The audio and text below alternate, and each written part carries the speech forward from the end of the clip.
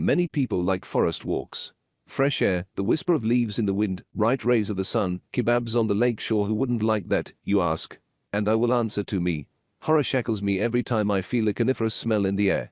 My panic fear of the forest is connected with one case that I had to go through many years ago. When I was at school, my dad took me to my grandmother's village every summer vacation. As befits any villager, my grandmother had chickens, geese, a cow and my favorite grey horse Sugar. The village was on the outskirts. The road there took a lot of time. I would have died of boredom along the way, but the anticipation of finally meeting Grandma and Sugar gave me strength. My grandmother allowed me to ride in the woods with strict instructions not to jump into the thicket. Dad, worried about me, insisted that I stop this activity. They say I'm tired of the horse constant rides, but Grandma always stood up for me and said that Sugar is even useful. She herself could no longer arrange the necessary load for a young and frisky horse, and therefore approved of my walks. She couldn't hand over Sugar for meat. She knew that I loved him very much. Everything was fine until I turned 14. Then I considered myself old enough, broke my grandmother's ban for the first time, and went for a walk in the thicket of the forest. On that fateful day, from which my troubles began, I felt a special surge of strength. I had no desire to ride around the village for the 100th time in a row, so I saddled Sugar and went to explore a hitherto unexplored part of the forest. By that time, we completely trusted each other, and I was sure that he would never throw me off. I must say that at first the trip was just magical, except that Sugar behaved surprisingly restless. He constantly straightened his ears and nervously inhaled the air, as if he felt something very bad next to him. I didn't attach any importance to this and thought that the horse was just worried about being in a place unknown to him. We were walking along the path. I looked up. The bright afternoon rays of the sun made their way through the branches and leaves, creating bizarre lace shadows. Birds sang in a bubbly chorus, frogs croaked in the pond, sitting comfortably on the leaves of lilies. A stream gurgled pleasantly nearby. The crystal clear water sparkled with thousands of diamonds. Every minute we were getting deeper into the thicket. I smiled with joy, inhaled the pine scent with a full chest, and plunged into carefree thoughts. I was so dreaming that I didn't notice how the world around me changed dramatically. I pulled on the reins to stop Sugar and looked around. It seems like the forest is like a forest. The sun has not gone anywhere, but a nagging feeling of anxiety came over me anyway, and I finally understood what was the matter. There was a deathly silence in the forest. Absolutely all sounds seemed to be turned off on command. A second ago, a symphony was playing around, and then suddenly nothing. We stood there for about 5 minutes. I had a distinct feeling that we were being watched. Suddenly I heard a loud clicking. I couldn't tell exactly where it was coming from. The sound seemed to come from all directions at once. I was really scared. I pulled the reins to the side to turn Sugar around and ride home as soon as possible away from this nightmare, but the horse did not obey. Sugar beat his hooves nervously. Every muscle in his body was tense, like a taut bowstring. He straightened his ears and stared into the depths of the forest. I followed his gaze. At first I saw only an impenetrable thicket, but then I looked closer and saw what made my blood freeze in my veins. Behind one of the fir trees, a deathly pale bald creature was hiding on all fours. Considering how much it bent the knees and elbows, I can say that it was very high. If the creature straightened up, its height would be at least 2 meters. Although it is unlikely that she could stand on her feet at all, because her feet were very rounded. The creature's knees were turned in the opposite direction, like those of animals.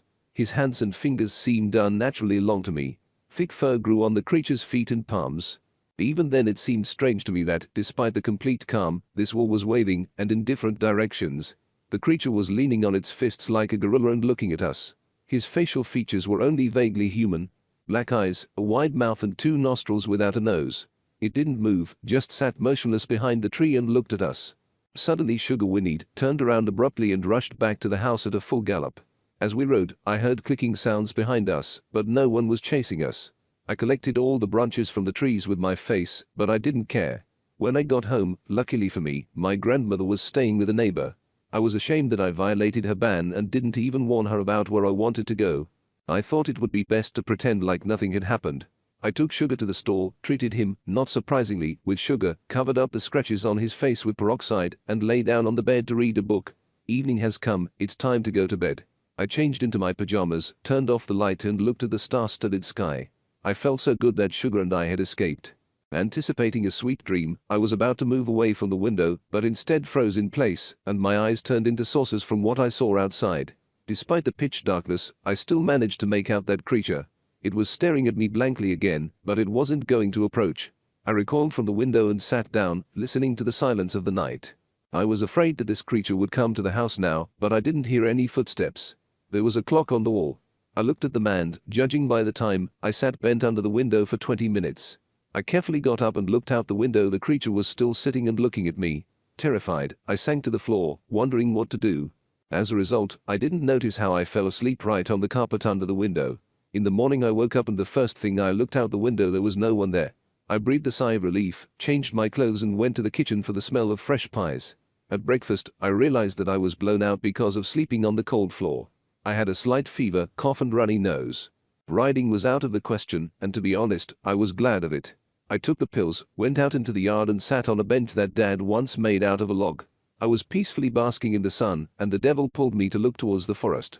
That creature was sitting motionless behind the trees again, staring at me. I was about to panic, when suddenly a thought came to me. It doesn't attack me, just looks at me. Maybe, and figs with it.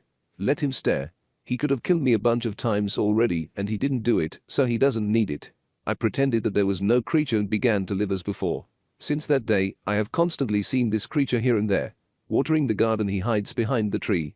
I'm riding a sugar truck around the village, he's watching us from the bushes of the black fruit. I read a book in the evening, I see him in the window behind the trees. So things lasted until August, and then the creature abruptly stopped visiting me. I didn't see him for a whole week, and it seemed to me that he was tired of me. To say that I was glad is to say nothing. My dad was supposed to pick me up tomorrow and take me to the city so that I could get ready for school.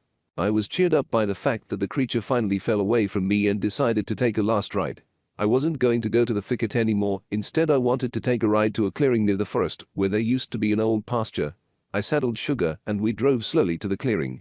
I let go of the reins and let the horse chew on the juicy grass. I felt sad that I was going to break up with my best friend for a whole year. I lay down on Sugar, pressing the saddle with my back, and looked up at the sky. The sweet fragrance of flowers filled the air, bees buzzed here and there, Sugar drove them away with its luxurious tail. I smiled and closed my eyes serenely. I was not allowed to enjoy a pleasant moment. The sounds around abruptly subsided again, and then the familiar clicking was heard. I realized what was going on, got up, put my feet back in the stirrups, and from what I saw, my heart stopped for a second. Dozens of these creatures, large and small, stared unblinkingly at us from the forest. They just stood behind the trees and stared at us. This time Sugar didn't hesitate. The horse neighed loudly, reared up and galloped home with all his strength. I almost fell out of the saddle. Suddenly I heard thudding sounds behind us, as if something big and heavy was hitting the ground. I turned around and saw something that still makes me stutter sometimes. We were being chased by one of those creatures. It alternately straightened its arms and legs. I took a closer look at the creature's palms. What I took for wool at the first meeting turned out to be a cluster of small proboscis. The distance between us was rapidly closing. In 1 second, the monster jumped forward and grabbed Sugar's leg with its proboscis. The horse neighed in pain, but managed to kick the creature with the last of his strength. She flew 5 meters away, made an involuntary salttucker in the air, and remained lying on the ground. Apparently the Sugar hit the creature in the head. Soon the monster disappeared from sight. We somehow got home. I said that we were attacked by a hungry lone wolf. I was ashamed to lie to Grandma, but I couldn't tell the truth either. We treated Sugar's wounds. He was only skinned, but the vet was seriously scared that the blood was black.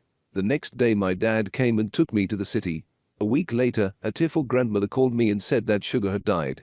My heart was broken, and in February my grandmother died of a stroke. Since then, I haven't been to the village for many years. During my studies at Anik, it became depopulated. Residents moved to the nearest cities, leaving their homes at the mercy of nature. When I turned 26, I succumbed to memories and decided to return to the village for a day. I drove along a familiar road, parked the car in the yard and looked around. We never sold the house, no one bought it. I spent a carefree childhood here. The iron fences of the pens were covered with a thick layer of rust and creaked ominously in the wind. The house looked at me with the empty dark eyes of the windows. That's where Grandma milked the cow. And here is my bed, where I slept every summer. Here is the chicken coop, from which the loud crowing of our rooster could be heard in the morning. And here my grandmother cooked food and called me to the table. A happy and carefree childhood, now it's so far away. There is no more aroma of Grandma's pies, there is no Grandma, there is no Sugar. At the thought of Sugar, I went into the stable.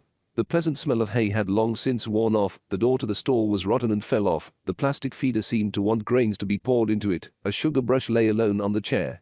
I picked her up, hugged her to me, sat down on a chair and cried. I wanted to get everything back before that ill-fated day when I had the sense to leave for the thicket. But what has been done cannot be undone. There is no need to slow down the past. I didn't notice it was getting light. I had to leave soon, otherwise I would return home after midnight, and I still wanted to sleep. I got into the car, started the engine and took a look in the rearview mirror and was stunned. In 1 second, the nightmare of the past came back to me with a new force. The memories hit me with an electric discharge. In the mirror, I saw this white bald freak looking at me. He opened his wide mouth full of long sharp teeth and made the same clicking sound and then rushed to me. I stomped on the gas pedal, skidded for a couple of seconds, and raced away from there along an old country road. Suddenly, the freak jumped on the trunk of the car and tried to break the rear window. Fortunately for me, a sharp turn just appeared in front of me. I have no idea how I managed to perform such a maneuver and miraculously not fly off the track, but I achieved my goal. The creature flew off the car. She tried to catch up with me, but the car reached maximum speed and I drove away from there. Then the traffic cops caught me and fined me for speeding. When they saw my pale face and trembling hands, they suspected that I decided to indulge in something forbidden at night, but, fortunately, everything went well. Even though the fine cost me a pretty penny, I was ready to hug these traffic cops. I returned home without incident. Since then, I have not returned to the village. The creatures do not manifest themselves in any way, apparently they stayed there in the forest.